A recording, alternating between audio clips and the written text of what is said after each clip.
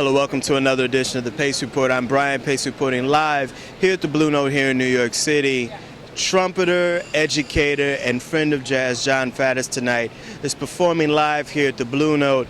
And for well over 40 years, Jon Faddis has literally played with the heavyweights, literally. And I'm talking from Oscar Peterson to Charles Mingus to Thad Jones to his dear friends, the late Dizzy Gillespie, as well as James Moody.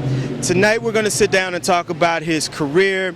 We're going to talk about him being a father, as well as his tenure, which ended this year as the director of the Chicago Jazz Ensemble.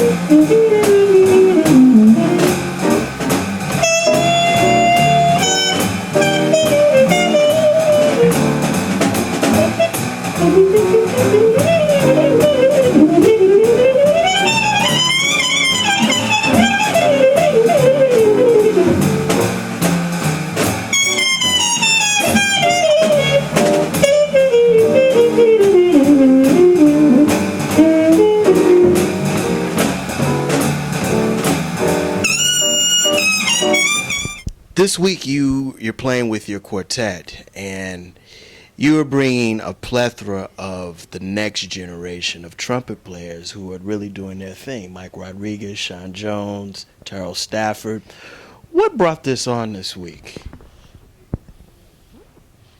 Well, the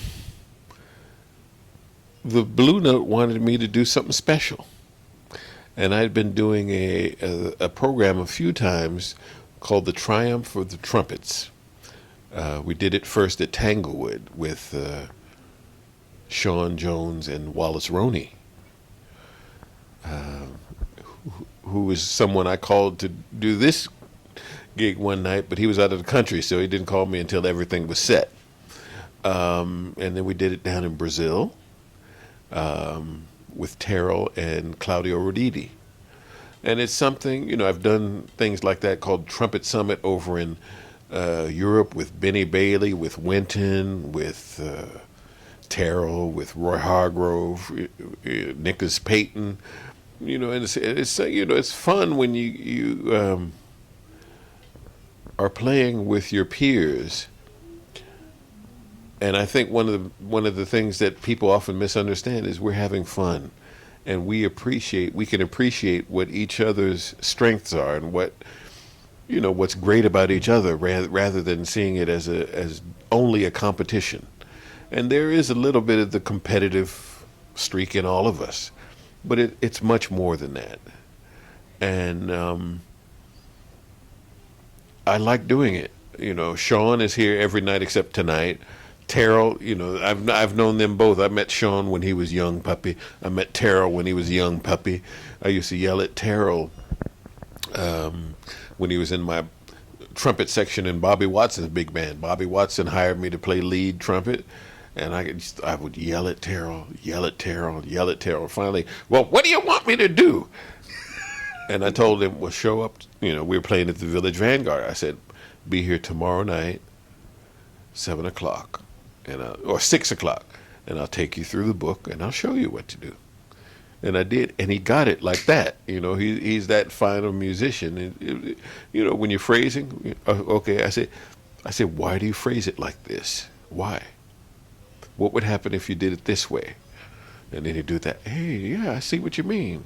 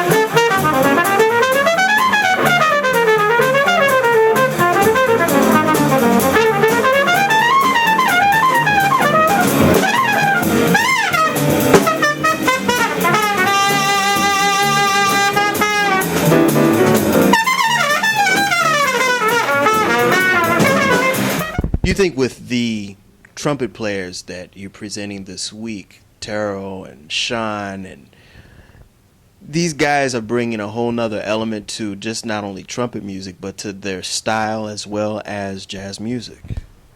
Of course. They're developing their own styles. Sean is one of the trumpet players that can do it all. He can play lead trumpet in big band. He can play in a section. He can play classical trumpet. He plays great solos. He has tremendous technique. Terrell as well. Terrell has one of the most silky, smooth trumpet sounds. Is it like butter? When he plays a ballad, it's just so smooth and beautiful. Mike Rodriguez, I met him when he was in high school down in Miami. Invited me over to his house for dinner with his family. It was nice. I've known him for a long time.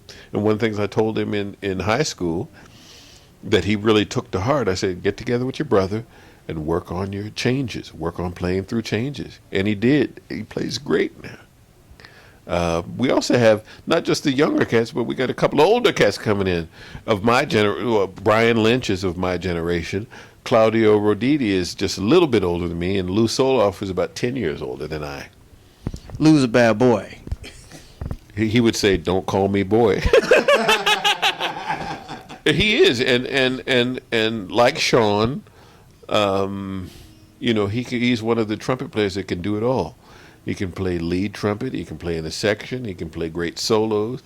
He can play classical music. He's a great reader. He helped me a lot when I first came to New York. Teaching me how to read, we used to play Stravinsky duet for two trumpet. I had no idea that music could be that difficult. That's right. You guys came out right about the same time in the 70s, early 70s. He was before me because he was with Blood, Sweat and Tears, and before that he had been playing around New York or played with Joe Henderson's band and did some things with Joe Henderson and all kinds of Gil Evans and all kinds of people. So it's not just the young guys, but there's a few older guys too, and it's going to be fun. I'm looking forward to it. We've had two really nice nights, opening night Tuesday and last night Wednesday, and it just seems to get better and better as we're going along, and each night is different.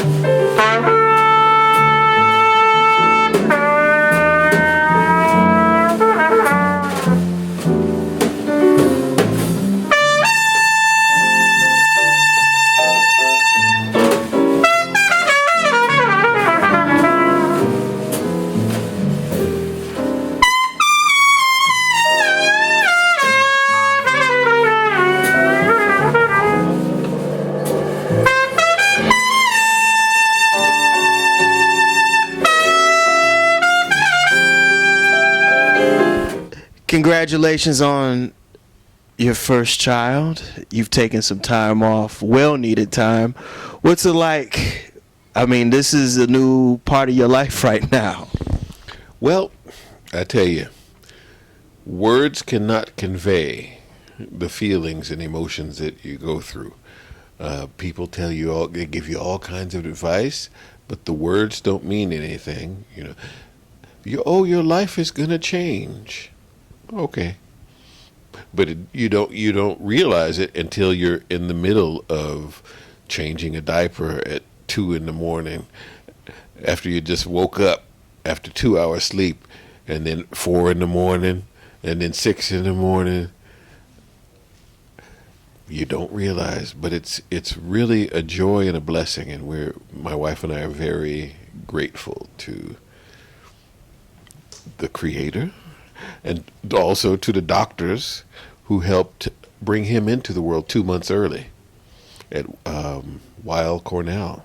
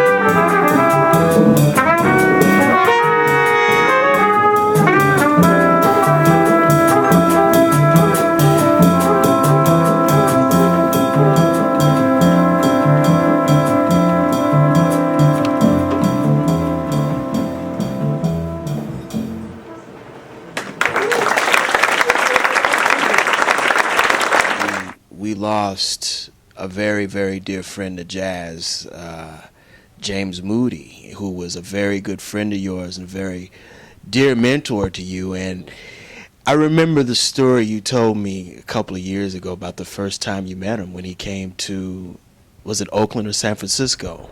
Well, he was with Dizzy's group, and I went to meet Dizzy.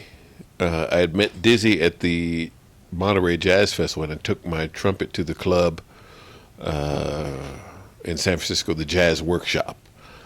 And Dizzy was there. I got the chance to sit in with him and Moody and Mike Longo, Jimmy Merritt, and Candy Finch. That was his group at that time. And Moody took me aside and said, just remember this. Whatever you play, learn how to play it backwards.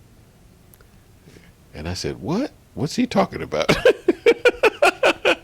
But that's the kind of guy Moody was, And he talks. He used to speak often about things that Dizzy would tell him that he didn't begin to understand until years later, and then a light went on. And I think it's the same thing that happened with, that learn how to play backwards what you're playing. That's what happened with me.